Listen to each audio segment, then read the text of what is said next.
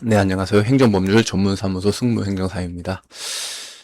위생용품, 네, 타투잉크 옛날에 많이 했었는데 이게 생활안전 화학 제품에서 이제 식약처 넘어갔잖아요.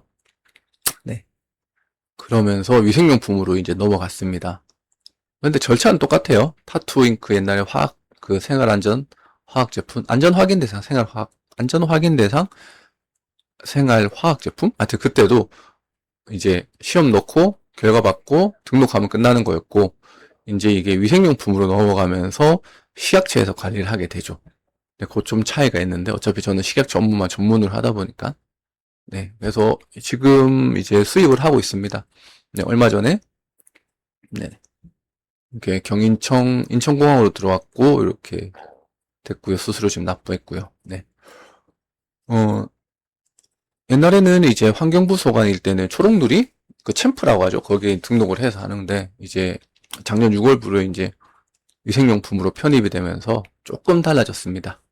네, 옛날에는 그냥 수입 신고하고 뭐 챔프 등록하고 판매하면 됐는데 이제는 이제 위생용품 뭐 수입업, 위생용품 제조업 교육받고 이제 통관 절차 진행하면서 이제 그 식품나라 거기에 등록도 해야 원재료 등록도 해야 되고 통관이 되면서 정밀 검사 대상이면 그 뭐야 수 시험도 들어가야 되고 뭐 이렇게 되는 거죠. 네. 뭐 아까 말씀드린 것처럼 이제 작년 6월부로 위생용품으로 바뀌었습니다. 실질적으로 그래서 조금 뭐 절차는 동일한데 조금 더 이제 절차가 동일하다기보다는 방식은 동일한데 절차가 좀 더 세분화가 되었죠. 어, 이게 어쨌든 보면 뭐 문신사 역할 때문에 그런 걸 수도 있을 것 같아요. 1등급도 지금 재사용, 타투 니들 같은 경우에도 1등급 재사용 가능 천자침해에서 이제 재평가가 되면서 2등급에 준하는 이제 GLP 시험 성적서 뭐 재사용에 대한 그런 뭐 성능 시험도 하라는 것처럼 이제 문신용 염료도 이제 문신사법이 개정이 되면서 제정이 되면서 조금 더 그런 염료랑 니들을 좀 더 엄격하게 관리를 하겠다라는 취지로 이해가 되는데 그래서 작년 6월부터 이제 위생용품으로 편입이 됐고 이제 수입 통관을 진행을 해야 됩니다.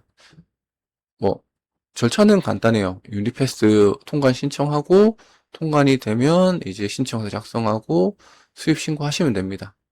근데 이제는 그 사이에 뭐가 있냐면 이제 원재료도 등록해야 돼요. 수입식품 정보마루에 이제 제조업소 등록도 해야 되고 수입 창고도 등록해야 되고 이제 그런 원재료에 대한 정보도 등록을 해야 되고 되는 거죠.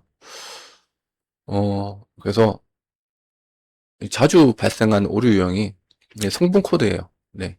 이제 성분 코드를 하려면 옛날에는 그 챔프에 들어가서 이제 그 SDS 막 입력하잖아요. 배 앞에 넣고 하는데 지금은 이제 성분 코드가 없으면 등록을 해야 되고 등록된 성분 코드도 그게 있어요. 이게 위생용품이 다 다르잖아요. 뭐 물수건도 있을 거고 뭐 구강 제품에 있을 거고 뭐 세척제 이런 것도 있을 건데 그에 맞는 합당한 코드를 입력하셔야 돼요. 뭐 예를 들면 뭐가 있을까요? 음, 그 식품에 들어가는 염료도 있거든요. 염료가 뭐 정확하진 않는데 그런 검은색 염료가 뭐 식품에 들어가는 게 뭐 캔디에 들어가는 식품의 염료 블랙이 있다. 그러면 동일한 블랙이라도 이게 그 문식용 염료에 들어가는 코드가 이름이 있고 그리고 식품에 들어가는 동일한 이름의 코드가 있어요. 그래서 그걸 혼용을 해서 식품에 들어가는 코드를 염료에다가 입력하면 내가 볼 땐 같은 뭐 블랙이라도 코드가 다르기 때문에 반려가 나오죠. 네.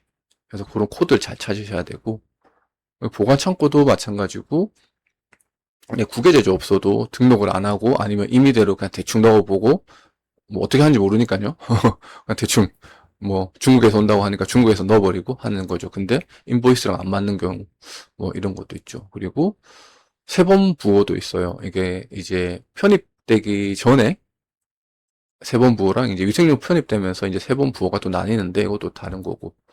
네, 그 다음에 뭐 사진 이런 거는 간단한 거죠. 네. 그래서 일단 절차들을 조금 하는 거죠. 네, 그런 절차들을 저희가 대행을 해드리고 저희가 이제 최초 신고까지 이렇게 다 해드리고 되는 거고, 지금은 결국은 이제 정말 들어와가지고 인천공항으로 들어왔거든요. 들어와서 이제 지금 정밀 검사 됐고, 지금 KTR? 저희가 KTR로 신청을 해서 지금 수수료가 납부하고 있습니다. 수수료는 동일합니다. 기존에도 환경부 있을 때도 130 얼마였는데 지금도 동일합니다. 수수료가 바뀌진 않고 시험 항목이 바뀌진 않아요. 그래서 근데 이제 통관이 잡혀 있으면 창고 비용이 발생을 해서 일단은 뭐 중금속 검사 이런 것만 먼저 해서 이상이 없으면 빼고, 나중에 멸균 검사 한 달짜리 걸리는 거, 제일 오래 걸리는 멸균 검사가 통과가 되면 판매하도록 이렇게 돼 있거든요. 네, 그 됩니다. 그래서 최초 신고는 정밀 검사로 하셔야 됩니다. 그래서 처음 신고하실 때, 수입하실 때 최대한 염료 원재료가 많은 걸로 해야 돼요. 그러니까 한 개로 해서 통관을 하고 정밀 심사를 받아버리면 그 다음에 그 한 개가 아닌 다른 게 포함되면 또 정밀 검사로 가야 되기 때문에 최초 신고할 때는 가능한 한 원재료가 좀 많이 들어가 있는 걸로 하고, 그 많이 들어가 있는 원재료 속에서 동일한 원재료가 들어간 다른 제품이 들어오면 문제는 없습니다. 네. 그때는 간이 검사로 진행되기 때문에, 네. 뭐 안전기준 이런 것들은 뭐 보시면 되고, 그래서 이런 절차들도 뭐 이렇게 한번 보시면 됩니다. 네. 관련 법령이 좀 많죠. 네. 또 무신료 음료 뭐 제조업이든 수입업이든 하시려면 한번 전화 주시면 또 저희가 성심성의껏 도와드리도록 하겠습니다. 감사합니다.